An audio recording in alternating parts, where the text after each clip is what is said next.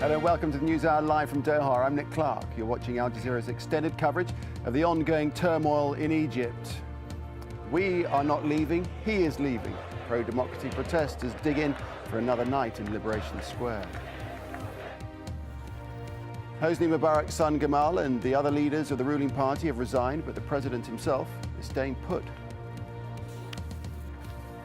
So the protesters, despite a direct appeal from an army general. President Mubarak's continued leadership is critical. It's his opportunity.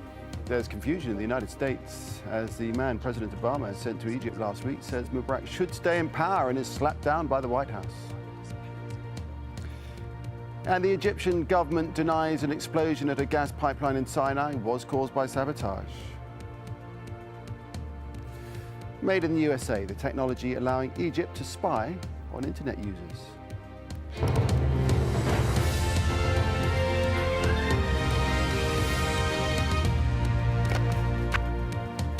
It's 21 GMT, 11 p.m. in Egypt, where protesters are still camping out, not just in Cairo, but in streets and squares right across the country in a bid to oust Hosni Mubarak. But the Egyptian president is defiant. Here are Saturday's main developments. A senior US official has backed Hosni Mubarak's insistence on staying in power until September. Frank Wisner, who went to Egypt last week as Obama's special envoy, said Mubarak's leadership was critical for an orderly transition.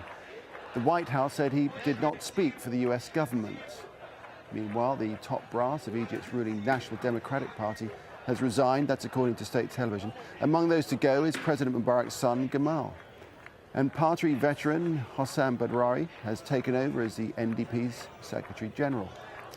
So, as the standoff continues, Mubarak has been manoeuvring to secure his position. Alan Fisher looks now at the latest moves made by both sides. The TV announcement of big changes in the ruling party.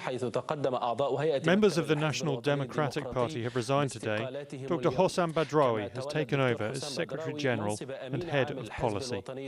Out the executive committee, including the president's son. For the people in the square, it's a step, but they want Mubarak out as the country's leader. What's the point of members of the National Party resigning when Mubarak can go and form another party, which will be worse than this one? He will then become the president again. We have been like this for 30 years. Enough is enough. Earlier, the protesters were asked to abandon their protest to clear the square to go home. The appeal came from the army's top general in Cairo, who met anti-Mubarak campaigners face to face. He asked them to think of Egypt and go, so business and life could get back to normal.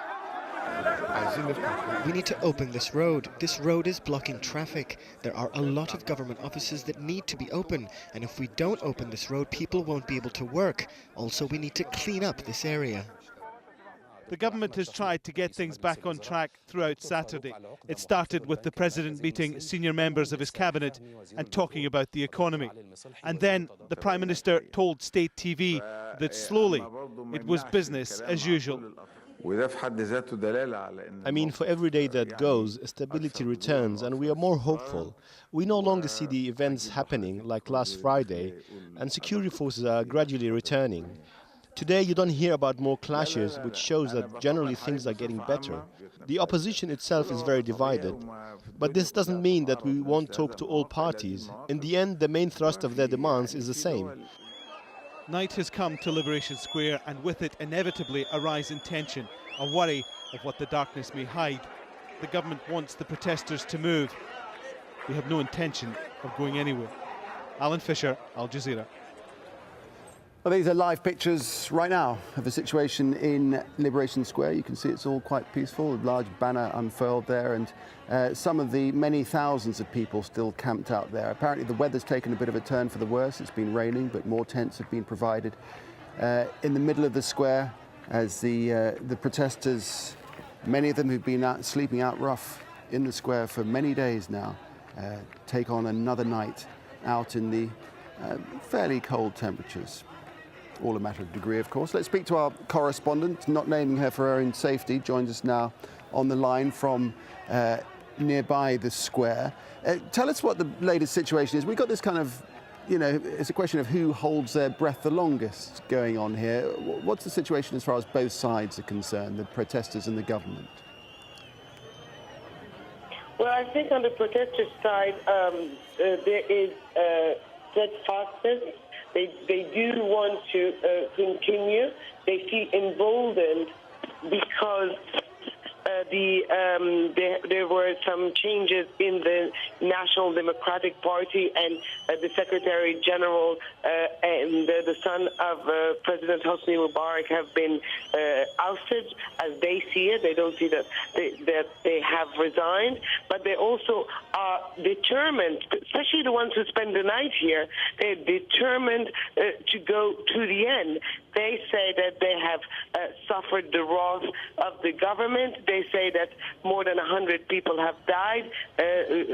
Hospital officials say that about 1,200 were injured, and they say that now is the point of no return, even though they know that they are disorganized, and now they have to agree among all the opposition groups, the youth and the other more traditional parties, for the path ahead. They don't care how President Mubarak leaves. They don't care. They say all the time, he can go and live in Sharm el-Sheikh, he can go to Europe to get treatment, he can do what he wants, but he has to leave.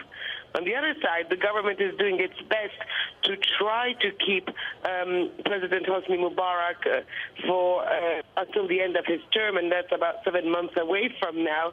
So they are making all these sessions.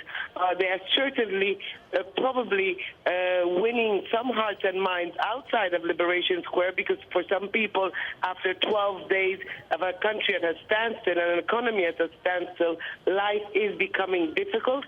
So from the outside, people think, I can see that the government has been making concessions, but for the people inside, it's not enough. I made a reference to the weather conditions, the fact it's been raining a little bit. To just describe what the situation is there now for all those camped out, facing another night out in the open. Well, one asset these protesters have is that they can count on the support of people from the outside. And as the weather was turning today, they got in some more tents, and they have, if you look at the heart of the square, I don't know if you see it on your screen or not, but you can see what basically looks like a tented camp in the middle of the city. It's quite well organized on the sides of it.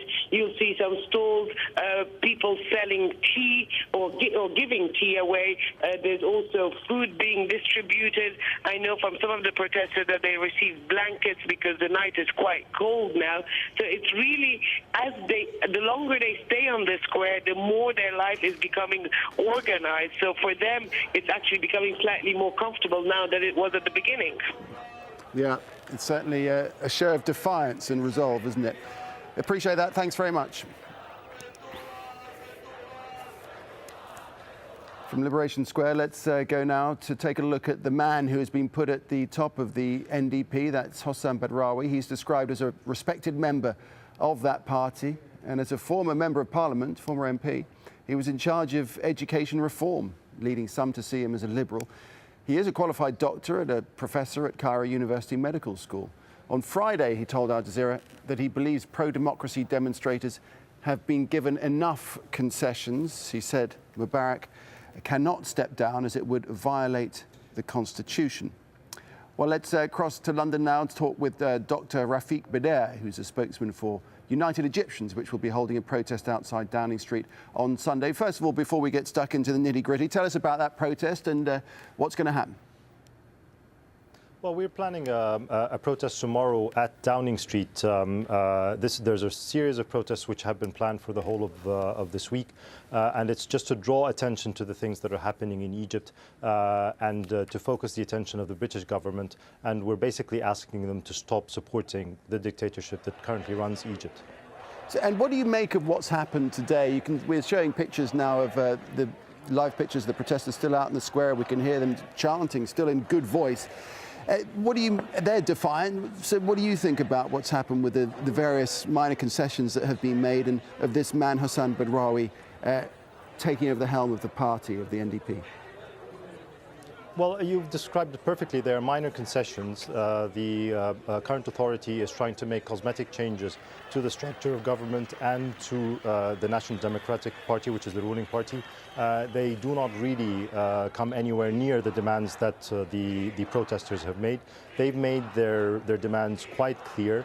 At the top of the list of demands is that Mr. Mubarak needs to go before they will discuss anything else. And they've made it extremely clear that they are going to be staying in Tahrir Square for as long as it takes until Mr. Mubarak goes. And then they will be prepared to discuss with the authorities the